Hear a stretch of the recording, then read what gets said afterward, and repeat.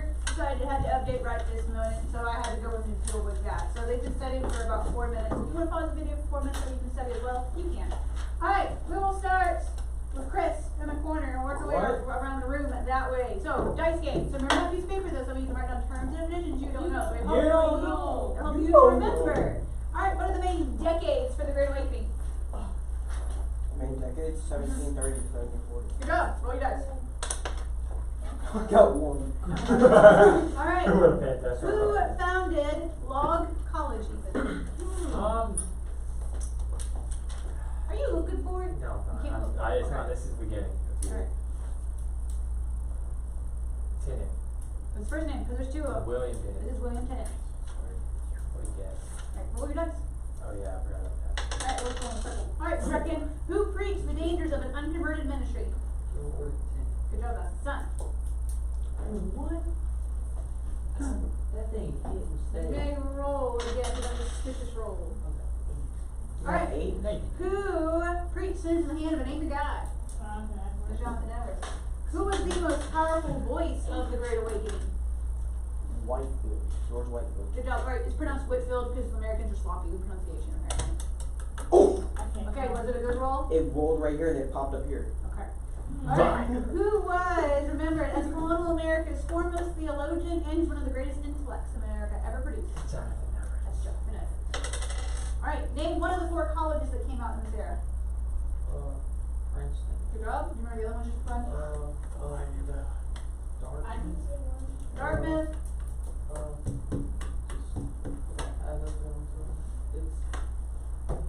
Alright, well, you got the point, Genesis Notre Fun? Yeah. Nope. Rutgers. Rutgers and Brown is the last one. Alright, so that's Genesis officially now. Who was the first African American female writer in America? You're being irritated. Alright, who is remembered as the best known best known missionary to the Native Americans? Brainerd. Good job, your first name? David. David Brainerd. Alright. Alright, what did we call the 7 Years' War? First Indian War. French and Indian War. Oh, I almost skipped over it. What was the, church doctrine, church act, that said that, okay, if you were a descendant of a church member, you could become a church member whether or not you're saved? Covenant. Good job. Alright, who proposed the Albany Plan? Benjamin Franklin. Alright, who was the general for the British that said we should march in straight rows whenever we go to take a fort in Duquesne? And he died. And he deserved it. Edward Braddock. Good job, Edward Braddock. Alright, who was the American general that was able to take Quebec? Wolfie. Good job, what's his first name? Let's start with William. Jay. John. Nope. James. James. Yes. Wolf. And remember, it's spelled Wolfie, it just looks funky. Alright, what year is the treaty for this particular war? So remember, there's bunches of treaties of Paris, so it's the Treaty of Paris of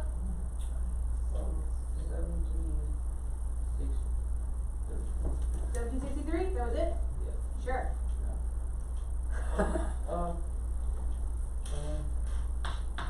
Wait, what was? So 1760? I couldn't tell what you said. I'm gonna say 1763. 1763? Yeah. Why did you not cite yourself out? But yes. It is. For what? What was it? Treaty of Paris. 1763. Alright, what is the hands-off policy that Britain originally had of economics? What do we call it? What?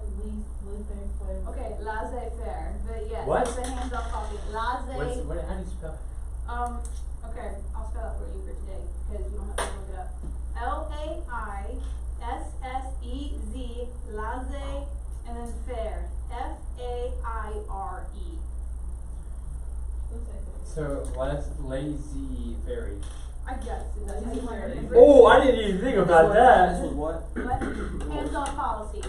Alright, what was the other theory that said you exist for the good of the mother country to generate wealth? Starts Starts with M. with M. Wait, what? What's that type of economics where Britain says you exist for the good of us?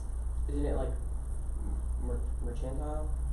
I'll take that. Mercantile. Mercantile. Oh, And it's no, pretty much that's spelled like how it says. Just forget No the one's name. gotten a question wrong. Good. Good Hey, job. now I'm gonna forget it. Alright, so there was 2 navigation acts. Which one said that it has to be carried on ships owned by British subjects and 3/4 of the crew has to be British? So it's a navigation act of what? 1763. You lost my spot. Nope. The other one, 1760. Nope. Alright. You lost your question again? What was the navigation act that said that it has to be on ships owned by British subjects and 3/4 of the crew has to be British? It's okay. I sure is lost. Okay, so it's Navigation Act. Navigation of 1764. That's what I'm. no. It's a year? Yes, I know what it is. Navigation Act of 1765. Nope. We're good. I cannot say it after he says it. Sure. Navigation Act of 1771. Navigation Act. Navigation Act of 1763. Are there 2 of them? What is it then? I'm sure you I think it's like 17. Oh my goodness. 1660. You're in the wrong decade. Oh Man, man, sorry, forget wrong the decade. 60. We're only 100 years off. That'd be a spelling mistake. No, it isn't. Alright, so 1660. Okay, so Ethan, back to you. What's the next navigation act then that says, Oh. okay, it's coming from the American colonies, has to be routed through England? The Navigation Act of 1663. There you go. So just get you that, Please, get don't your slow down. centuries, and you'll be fine. Roll your dice. So the one of 1660 came from England? 1660 said that anything imported or exported has to be on British ships, and it has to be with 3/4 of British crew. 1663, okay. Stop, 'cause I can't focus with that going on. Alright. So 1663 said that anything going to the colonies has to be routed through Great England first. So they're getting on my Great England. Sorry, Great Yeah, Britain, it's like not great. England. So, alright. Go for it. I think that's as far as we got yesterday. So I won. Chris Alright, probably anyone won. have 15 or You're talking more about- points? Wait a, who did we start with? He's adding. I gotta go back, I gotta go through Do YouTube we have- though, so do we it's have fair. how many points I gotta more? go through YouTube. What? 13. Hang on, I gotta go through them because I started with you, so I have to give them an equal number of chances. Sure. Alright, what is the year for the Treaty Affairs? 3 affairs? What's it start with? It's a year, Treaty Ooh. Affairs, Yeah, so. the first 2 numbers. What? The first 2 numbers of the tree. Broken. Oh my You already. Oh, it's on there? Yes, it's one of the 3. 1763. Oh, broken! 1763, Treaty Affairs. Roll your dice. Man, roll your die. I just lost brain cells. Alright. I did too, okay? Alright, who was the British general that insisted we march in Negroes? Start with. This one also, this last one begins with a B. What's Boxing? Right. George Brett. Not even close. No, okay, well, I think Chris got it earlier, so it goes back to you, Chris. This is by default. No, do I get to roll it? Yes. Edward you're Braddock. sick. Yep, Edward Braddock. Alright, now add up your points. He just stole it. I so- should get a free. No, he just happened to be. I'm sorry, Ethan. It's just luck. Okay. I win. Who has 15 or more? Chris Okay, who won. has 20 or more? Chris won. Who has 25 or more? Who has 30 or more? Oh, I have really good rules apparently. Alright, Chris won. Was it the last roll that saved you then? No, but I had 30 before and I got 31. Oh. I had 29. Did Did it. you Wow! Alright. beat you. Go ahead and get out 2 pieces of paper, a pen and a pencil. I knew this. I knew it. We only need one. Are we doing crap? Oh yeah, nope, you are spread out far enough apart. You have 1 piece of paper. But what we can just decide when we turn around. But what if we want to? If I turn If you around, want to, I'm you have gonna to. Let's just make out. I don't trust him. Is it a you call it out? Yeah, Almost always. Reckon's supposed to turn on. Yeah. It's not everything the school is talking. Alright, hurry, we gotta go. 2 pieces of paper, or 1. Is it an open book quiz? No. I'll come back and get my dice in a second. Will we ever take those? Nope. I started doing my own last year. That's surprising. You did it last. You started doing it last year after everyone figured out Quizlet. What? After everyone figured out Quizlet. It's still a Quizlet. Yeah, but I mean, they can do it if they want, because I do my own. Alright, number 1. What are the years for the Great Awakening? What are the years for the Great Awakening? Can you give me just 1 second? What is the quiz called? I believe this is quiz 8 at this point. Oh. We're getting up there. How many questions? 10. Wait, what? Quiz 8. This is quiz 8. Number 1, what are the years for the Great Awakening? Number 2, what's the church doctrine? I guess is the best way to explain it. Saying that if you were a descendant of a church member, you could become a church member, just you could not do communion. So what was the church doctrine that provided that unconverted descendants could be admitted as members with full privileges except for communion? What do we call that? Number 3, who is remembered as Colonel Americus, foremost theologian, and one of the greatest intellects America has ever produced? Who's that guy? Who's that guy? What's his name? Remember, your first and last name, but last name for sure if you cannot remember. Number 4, who's remembered as the most powerful voice of the Great Awakening? Who's remembered as the most powerful voice of the Great Awakening?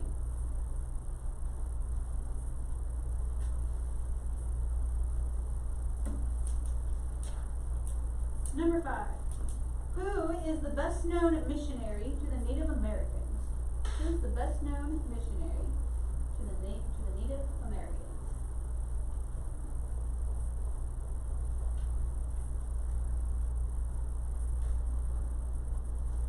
Number 6, who was the first African American female writer in America? Who was the first African American female writer in America?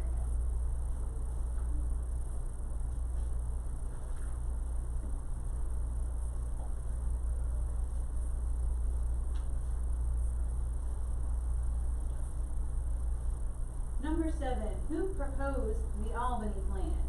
Who proposed the Albany Plan?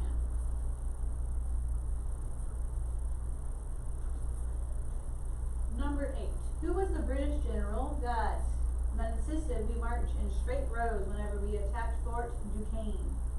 He died. But who was the British general that insisted that we march in straight rows?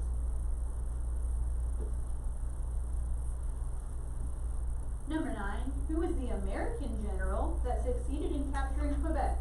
He also died, but he succeeded in his goal. Who was the American general that succeeded in capturing Quebec? He was a colonist. He was an American colonist, yes. He captured Quebec. Number 10. Alright, there are several Treaty of Parises. So, this is the Treaty of Paris of what that ended the French and Indian War? Which Treaty of Paris is it? So it's gotta give me the year. So you can leave off Treaty of Paris, but you better give me the year. Alright, anyone need anything? Number 5. I'm gonna go back to number 5. I made that. Who was the best known missionary to the Native Americans?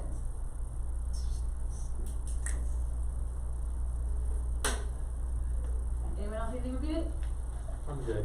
Alright, go ahead and hand it to me as I come by. I do that for number page 62 in your book. I have to move quickly today. You got it, Brecken. You can't talk about what you got, but you did get it. Thank you. What? Alright, so page 62. Alright, you got the year right. I flipped right to Okay, it. wait. You can't say anything about the quiz, but yes, you did get your year right at least. Alright, so page 62, I'm just making sure just in case because Jamie has not sent me and Quentin has not sent me theirs yet, so we can't officially talk about the answers for quizzes and things like that yet. Wait, what? How did they take this? What? Oh, okay. Yeah, because it goes online later, so in case they have to take it whenever their parents get home or something, it's one of those you can't talk about it immediately. So I'll go and I'll talk to them about it later, and I'll send them pictures of it later. But it's just for right now, we can't do it for the rest of the fest, right? We didn't come by and get the dice. Alright, we talked about, come on. We talked about how there were several things that England was doing that was angering the colonists. Now remember, it wasn't just the king. What in particular did the colonists have a problem with? Alright, Chris, I'm not that coordinated. Sorry, say that again. What does it, what in particular was angering the colonists with Britain? It wasn't the king. What was angering the other colonists at this time period? Who do they feel like was being unjust? The tax people. Oh no, the civil courts. No taxation without representation. Okay, so do you remember what that body is called in England? In England it's called, in England, what does it start with? P. P? P. It's like our Congress, but they have another name for it over in England. Alright? Parliament. Parliament. So they have a parliament because we were saying Parliament's never been part of our colony's charters. They've never had authority over us. Now the king, he's over us. We don't have any problem with the king being over us, but Parliament's trying to tax us. Parliament's not even in the picture, and it hasn't been for a long time. So just make a note, these are several instances that we're having trouble with Parliament in particular. Alright, so other inflammatory circumstances. We talked about the writs of assistance. Anyone remember what a writ of assistance is? It looks like right, but writ of assistance. Okay. Writ of assistance? Mm-hmm. Is it like your right that you have to being assisted in certain things? Nope. Alright, Genesis. The writs of assistance is to help authorities enforce trade laws in the colony. Read the next sentence. These writs were general search warrants given British officials authority to search virtually any place, anytime for contraband, smuggled drugs, goods. Yeah, so basically it was the idea of the authorities, they could just decide, I'm just gonna search your house. What you looking for? I don't know, I'm just gonna search it. Now, we associate today with drugs. Now remember, what do the police have to have before they just start searching your house? Warrant. A search warrant. They have to go to a judge and get a search warrant. They can't just show up at your door. We're gonna search your house. No, you better call 911 because they're probably not real cops then. The real cop will have a search warrant because they know that's what they're supposed to do. So that's one reason why today you have a search warrant if they're gonna search your property. Okay. Did they have drugs back then? It has to do what? Did they have drugs back then? I mean, they had to back. Like I don't know if opium? it was like the that comes from more of the 1800s, Or those cocaine, Victorian. heroin, PCP? Okay, those are specialized drugs. So I mean, they had like tobacco, and they knew that some drugs you would take them to for medicine, but it wasn't like the drugs we associate today. All right, Parsons Cup. Yes, quickly. I have a question about warrants. Do they have to say the warrant? Yes. There's before they start yes, doing they're supposed to. it? It's like, No. There have been whole court cases to where if they get evidence illegally like that, it's not considered due process, and so because of that, it doesn't count in court. Even if they say, but I went in the building and I thought, no, don't care. You have to go through this legal process of how it's actually supposed to do it. And so it is something to work with officers. They really have to abide by the law, make sure they go through every single thing, because they're not allowed to cheat basically and go around it. And so that's to try to keep everyone as safe as possible and to also protect. Alright, so Parsons Cause. So your book points out in Virginia, the Virginians, they were required to pay a tax to support the Anglican ministers or the Anglican pastors.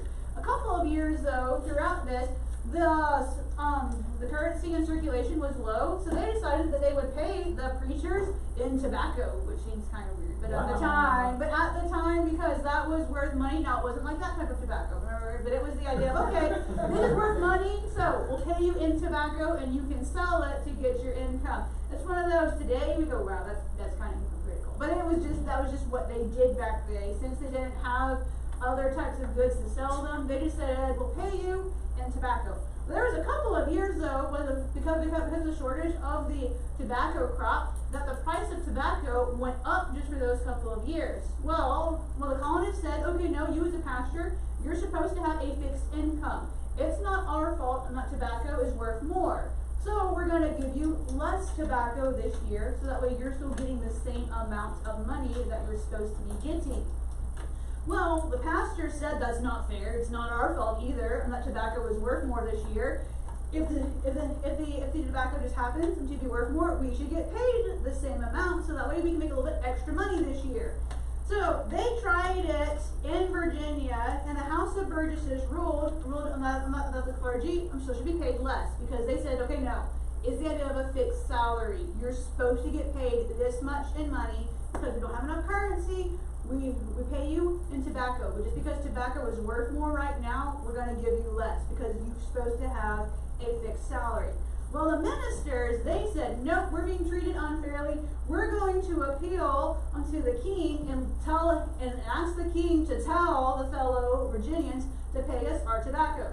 Well, the king, he said, okay, Nope, I agree with you. The colony has to pay you. The ministers probably should have left it alone at that point and just said, okay, we're making more money this year, we're all good, and we're fine with it.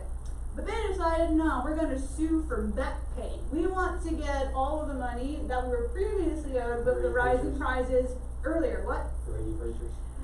They really should have just left it alone at the time. But they should have just been happy and said, okay, we have our money, moving on. But they said, nah, we're going to have a back pay for it. So a young lawyer by the name of Patrick Henry, Patrick Henry you're going to see over and over again in the next couple of chapters. So Patrick Henry, he defended the House of Burgesses. And he said, no, the king has never interfered with our judicial matters previously. Why are you appealing to the king just because you don't like what we're doing right now? That's not fair. You shouldn't be doing that. And so, because of that, he was insisting that the king had no right to arbitrarily just set aside the laws of the colonists. If the king's been letting us do this, why is he all of a sudden just changing his mind? Well, the court ruled against the House of Burgesses and said, yes, you have to give the ministers back pay. But they said that the jury could decide how much money that the preachers got. The jury, because they were so upset and they were the fellow Virginians, they just said, okay, fine, we'll give you some money back for it. We're going to give you 1 penny. You're joking. No, it really is. One penny. 1 penny. How much is that worth back then? Like $1? About 1 penny. Like, it was not worth a lot. It was basically just being, like, just spiteful and petty. But they're They're spitting in saying, their face. yeah, basically. But they're saying, fine, you're going to go to the king to try to make us give you back our money, to make us give you money. Fine, we'll give you back 1 penny. So again, the minister should have just left this alone and not pushed it. But again, it was just the idea of someone is trying to basically go around what had been already established. Alright, so a new king, King George III. Alright, make a note of King George III. He comes into power and he decides that he's going to bring the colonies more underneath his control. And he decides that he wants to basically be king. And he's going to bring these subjects back underneath his control more firmly. Now, George Grenville, he becomes the Prime Minister of England, and he decides he's going to help the king bring the colonies back into submission and try to, again, mercantile theory, raise money for England. There are several things that they did to try to bring the colonies back under control and try to raise money. There are 5 of them, technically 6 of them. So we're going to go through them. There's lots of lists in this chapter, as you can tell, so you need to know what's happening for it. All right, who wants to read the first one? It starts on page 62 and then goes over on page 53. All right, Brett. Proclamation of 1763. The main provision of the proclamation drew a boundary line that followed the Appalachian Mountains between the colonists and the Native Americans. Only the British government could buy Native American land. Traders wishing to do business with Native American tribes required licenses. Good job. So this is basically interfering with trading with Native Americans. Plus, it creates a boundary. You couldn't go past the line if you wanted to settle. Only the British authorities could buy land. So basically, it's putting a border on the colonies. And so the colonies don't really like that because it's limiting how much land you can use. All right, next one. Genesis. Rigid enforcement of law of trade. Grenville sent more British ships to patrol American coastal waters to stop smugglers and insisted that colonial governments assist. Because remember, the governors were kind of like representatives of the king in the colony, so they were supposed to help out with what the king wanted. And he sent over ships to patrol and watch for smugglers. Now again, this is a big coastline, so it wasn't perfect. It basically just getting more and more meddlesome. All right, who wants to read the next one? All right, Chris. Rigid enforcement of the trade laws. Grenville Wait, we sent... already read that. What? Genesis just read that. The Sugar Act of 1764. This act cut in half the tax on raw sugar imported to the colonies, but raised the tax on refined sugar to balance the loss of revenue. You know, mark that one in particular because this one angered the colonists because its specific purpose was to raise money. And so the colonists said, wait a minute, we're being taxed to raise money for England? I don't like this, we're being targeted specifically. So just make a note of that. It cut the tax on raw sugar, but raised tax on refined sugar. So it was basically just to raise money. So the colonists didn't like it because they said that's not a good purpose. All right, Ethan, you got the next one. This act barred the colonial governments from issuing paper money and forbade colonists to pay British merchants colonial currency. You know, so you're supposed to use basically English currency. You can't use your own American currency. All right, there's way more to read, so who wants to go again to go back through it? Okay. This act provided that the colonists must buy stamps or seals to affix to legal documents, pamphlets, and newspapers. These stamps had to be bought from government agents. Anyone evading the stamp tax is to be tried without a jury. Alright, so the trial by jury had already been established in this era, so to have basically a secret trial was a major offense to the American people. Also keep in mind, they had to buy stamps to put on legal documents, pamphlets, and newspapers. Now how did they get their news back in this day? Someone trying to tell me. Alright, Chris? Newspaper. So basically, it would be like if you had to pay a 10-cent tax every time you went to a news source or to go find information, like on Facebook, or to do other things like that, like going online with like the internet or Wikipedia, anything you're doing with like searching for information, you have to pay like a 10-cent tax. So because of that, the colonists said no. We're just doing information plus legal documents and pamphlets. So any type of like major correspondence, you had to pay a tax for. And so that's what the idea of the stamp. It's not like a stamp postage to go through the mail. It is the idea of you're paying a tax to share information. And that's why the colonists didn't like this one. Alright, are you volunteering for the last one? Is that what that is? Okay. This act was intended to reduce the high cost of colonial defense. It required colonists to furnish British troops with certain supplies and living quarters. Soldiers were to be housed in taverns, farms, sheds, and vacant buildings. And colonists who furnished goods and shelters were to be reimbursed by the colony in which the troops were staying. So again, you were supposed to get reimbursed. You may or may not get reimbursed, but you were supposed to. Alright, did you have a question, Chris, or was that it? No, that was it.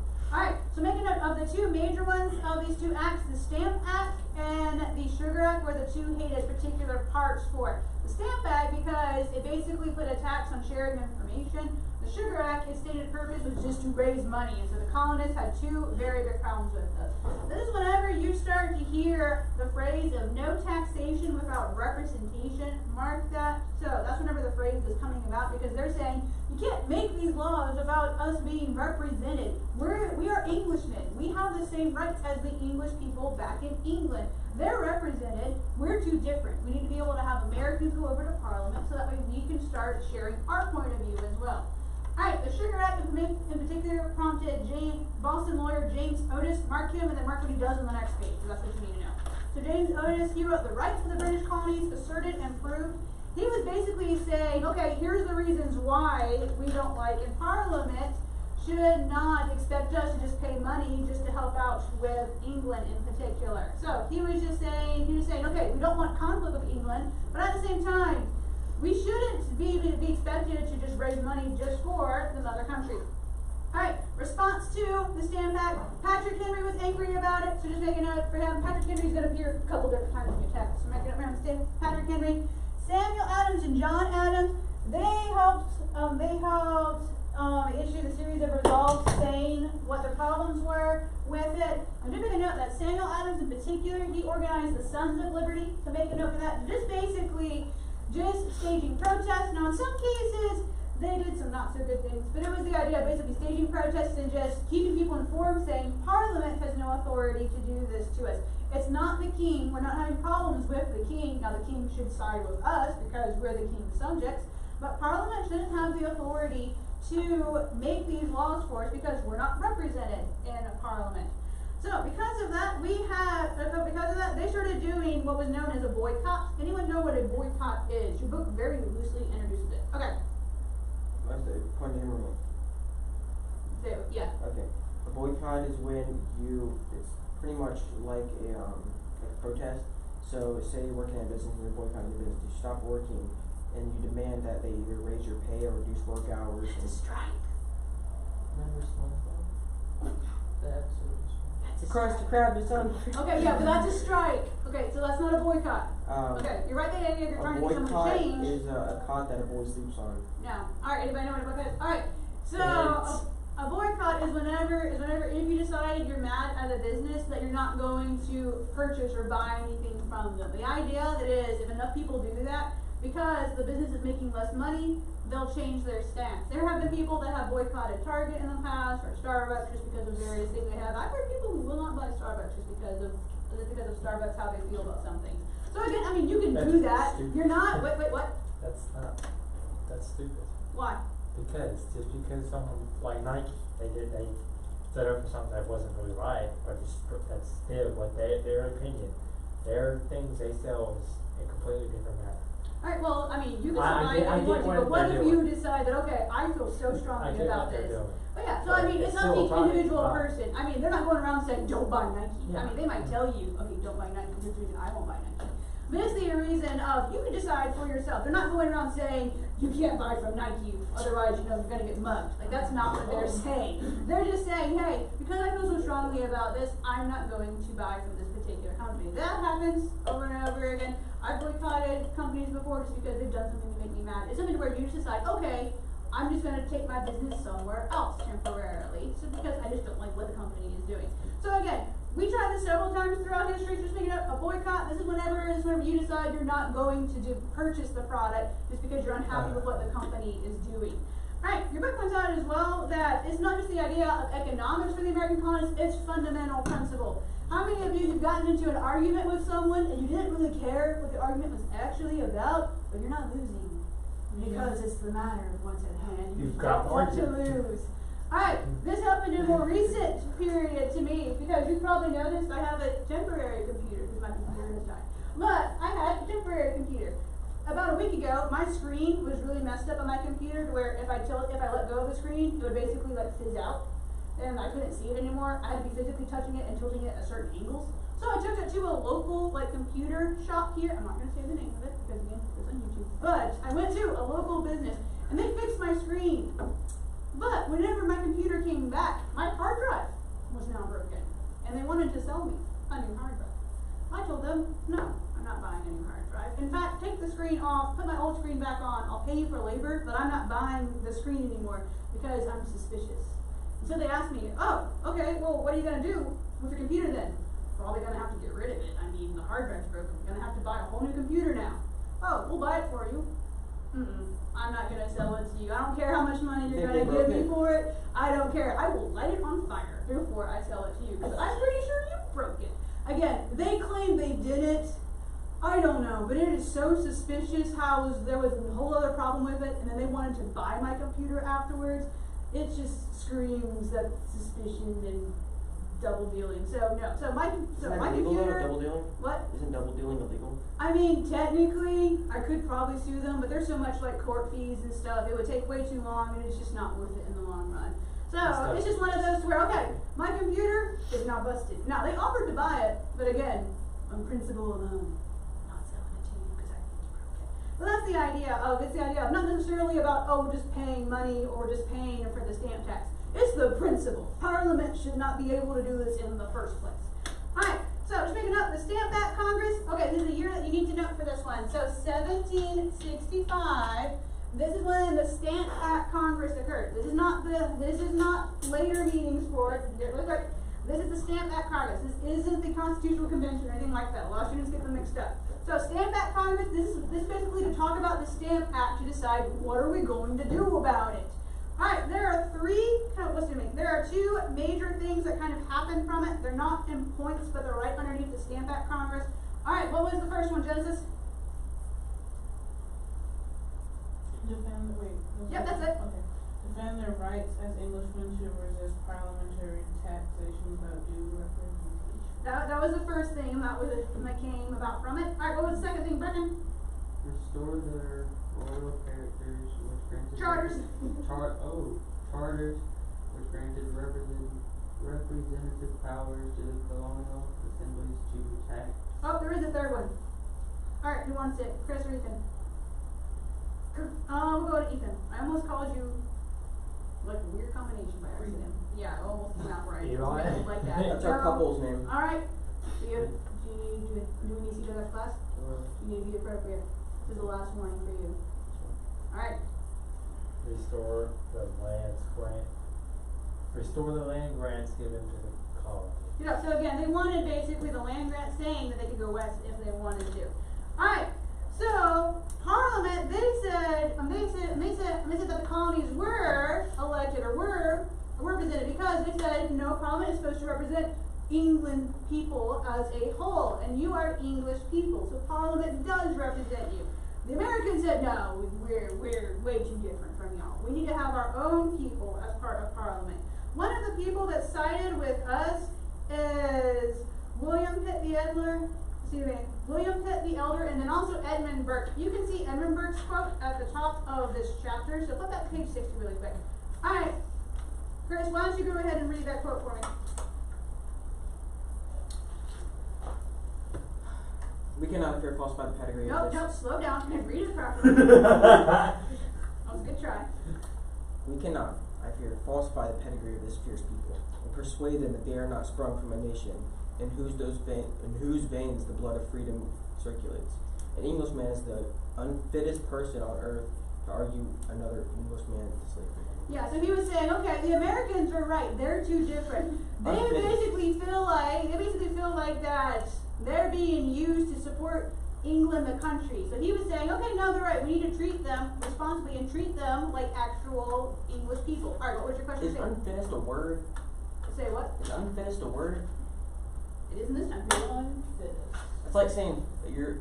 No, we're moving on. Where's All right, it at? we're moving on. All right, so let's look over at Edmund Burke as well. So just making up, Edmund Burke, he was one of the allies of the colonists. So he said the quote at the top of the chapter. So Edmund Burke, let's make a note for him, that he sided with the colonists, just saying, hey, that we can't make them be like slaves to us and just raise us money. They understand that they're Englishmen and they want freedom, same as we do. So Parliament finally repealed the Stamp Act in 1766, but on the same day it adopted the Declaratory Act, just saying that we can pass laws if we want to. Well, the American colonies said, no, you can't. So it doesn't matter if you say you can or you can't, but we're going to ignore it because you repealed the Stamp Act. So we're just going to ignore this temporarily, but we don't really care what you say because we don't think you have proper authority to begin with. All right. Anyone have any questions about that? We'll move on to the next section. Alright, next section. Alright, Charles Townshend, he becomes the Chancellor of the Exchequer, which is basically a fancy name for a treasury person. He's supposed to raise money or be in charge of the treasury to help out for England in particular.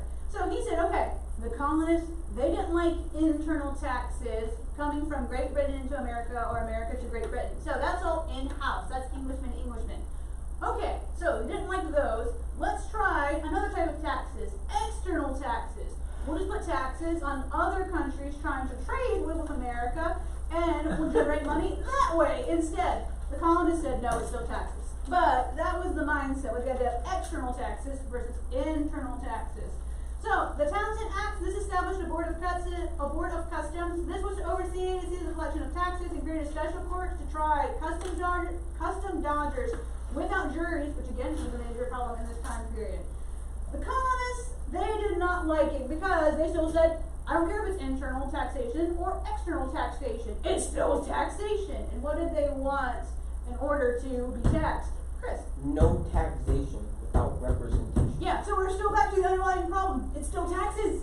We still need to be represented. And no representation. Wait. Raise your hand. Raise your hand. Raise your hand. Okay, what? Yes, you I did. said something, but it wasn't a question. Okay, just make sure that you're talking to, remember, Jamie can hear you way better than I can. So, and Quentin, so be sure, if you're going to talk, you have to raise your hand. You understand? Okay. So, John Dickinson, make a note for him. Again, we're going to have a lot of people doing things, basically protesting Parliament, so be sure you note who wrote what. Alright, he was a Pennsylvania lawyer, but he called his pamphlet Letters from a Farmer in Pennsylvania because he didn't want it to be known immediately who he was, because just in case bad things happen, he didn't want to end up in jail or worse. So he said, Letters from a Farmer in Pennsylvania to the inhabitants of the British colonies. He was just saying, okay, yes, these are low taxes right now, but it's still the principle of the point. We're still being taxed without representation. We still don't like this. So just letting them be aware of, don't just think, oh, it's not that bad, it's low taxes. No, principle. Principle of the matter. We need representation for that. Now, in some cases, the American colonists, they resorted to boycotts, refusing to import British goods. In some cases, violence broke out, and in particular in Boston. That's where Boston has a lot of violence. Now, keep in mind, you don't want to have, just because you're upset with something, you don't want to have violence or hurt other people with it. You can take it to proper authorities, and in this time period, there was proper authorities as well. But because people's emotions were getting out of check, they were having violence break out. So, the Boston Massacre. So, look on page 65. Troops were sent over to Boston because there was some riots and some violence breaking out for it. Now, what happened on this particular yesterday in Boston was that there were some boys that were throwing snowballs at a sentry outside of a customs office. Now, it wasn't just like fun with throwing snowballs. They were throwing it to basically be disrespectful or hurt him. So the sentry got nervous because it's a group of boys and they're basically harassing him. So he called for backup because he felt threatened. Whenever the backup showed up, another group of people basically came to go see what's going on. Whenever the backup redcoats showed up, that other people in Boston showed up as well to see like what's happening, what's going on. And both sides started getting more and more edgy and more upset. The crowd began to harass the soldiers at this point, making them more and more nervous. Someone yelled fire, and to this day, we don't know which side it was, we don't know what happened. But since the British soldiers heard fire, and since they felt threatened, they fired into the crowd because they didn't know what was going on for it. So, 3 Bostonians were killed, and two of them were fatally wounded. Now, the soldiers went on trial because they killed people. But John Adams and Josiah Quincy, they did not like the British. They said, okay, this was basically self-defense. The soldiers were just minding their business, just being there. The boys started it, and then the other people were coming up and harassing the soldiers. They were making the soldiers nervous, so it was basically self-defense at this point. So because of that, the soldiers, when they were acquitted or found not guilty, 2 of them were found guilty of manslaughter, which is basically killing somebody else, but they were given light sentences because they said it was self-defense at this point. So keep in mind though, this is John Adams and Josiah Quincy, and they were saying, okay, we're believing it's an American justice. Even though, yeah, it's unfortunate that these people died, people shouldn't have been messing with them in the first place. The Bostonians called it the Boston Massacre because people did die, but basically it was emotions at this point because a massacre implies like lots and lots of people died. Okay, let's see, if you added up 3 Bostonians are dead and 2 others fatally wounded, only 5 people died. But they were just basically blowing it out of proportions because they were so upset. Now again, it's sad that those people died. But at the same time, just emotion for getting too high. Okay, good question. Isn't technically, like, not technically, but isn't kind of a light sentence back then just not getting the death penalty? They basically, if I remember correctly, it was just one of those, okay, yes, you were found guilty of manslaughter, and I think they said, you should probably just go back to England. Just go home right now. You'll be okay. But they said it was basically just, it was self-defense is what it boiled down to. So why did those 2 get? I guess they decided that it was those 2 because manslaughter doesn't imply murder. It's the idea of you killed someone in like self-defense or by accident. So it's not like first-degree murder. So it's one of those, okay, yeah, you killed somebody, but it was self-defense or accidental. So be more careful. But it's not like you went out and like first-degree murder and on purpose killed You can somebody. go to jail for self-defense. Well, that's what it means by that's what you're asking about manslaughter in particular. That's whenever someone is accused of manslaughter, it's accidental killing. So I mean, like drunk driving is manslaughter because you accidentally. Now you're going to jail because you were drunk and driving. That's the illegal part of it. Now manslaughter is the idea of okay, you killed him by accident. You did not on purpose as a drunk person go off the road and kill them. But it was an accidental offense as well. So that's where the idea of manslaughter versus murder comes from. Okay, so for your original question, for manslaughter, it was a light sentence for the idea of, okay, it was basically like self-defense at this point. Alright, let's do the thought provoker really quick. How does the Boston Massacre demonstrate the dangers of allowing emotions to control a political situation? Anyone have any thoughts about it before we move on very quickly? Alright, Chris. Well anyway, I mean right now this is happening, but yeah, it demonstrates that your emotions can get the better of you and you will do things irrationally that you will regret or it'll cause problems. Because if you were saying and not, it didn't have the emotions you had, you wouldn't have killed them. And so it's one of those to be like, okay, that both sides weren't reacting correctly for it. The Bostonians should not have been aggravating the soldiers. They should just left them alone and have kept basically doing their own protest. They should not have gone after the soldiers in particular. The soldiers should have either, I guess, called for extra help or taken it with their own authority saying, hey, we don't want to be here, we don't think this is right. Now, again, they were acting in self-defense, but at the same time, it was causing problems for both sides. Alright, so Boston Massacre, so just make a note for that event for it. Alright, repeal of the Townshend Act. Lord Frederick Knorr, he becomes the new Prime Minister in 1770, and he says, okay, we're getting rid of the Townshend Act. Not because I agree with the colonists, but because this is too much work. We don't like this, it's not working out, we're going to get rid of them. So, because of that, the only act that stuck around was the tax on tea. We're going to talk about that one later on. So, the tax on tea sticks around. It was just to remind the colonists, again, principle from Parliament, we can't tax you, so we're gonna leave it here. So it's just kind of just being petty. But they were saying, Parliament thinks that they can't tax the Americans, so they're gonna leave this tax here on purpose, just to be there. One of the exceptions of the events that happened in this time period was the Gatsby incident. Make a note of that. That was a British schroner, or a type of ship. It came to Providence, Rhode Island. So the people of Rhode Island decided that they would attack the schroner, take all the crew off, which was good, so protect people, and then they lit the boat on fire because they were so upset about what was happening on with England and the colonists. So again, at the same time, they kept the people. They didn't want to hurt the crew, so they took all the crew off. But again, burning down the boat doesn't necessarily do anything. They just still need to talk to Parliament and talk through proper authorities, not just act out in violence, because now the poor owner of the boat has lost his boat now. There's not a whole lot he can do about it. Alright, well then we'll stop when we've out of time. Alright, moment for tonight. Read pages 66 through 66 through 71, probably go a little bit farther than that. But 66 through 71. Answer the questions 1 through 5 on page 69.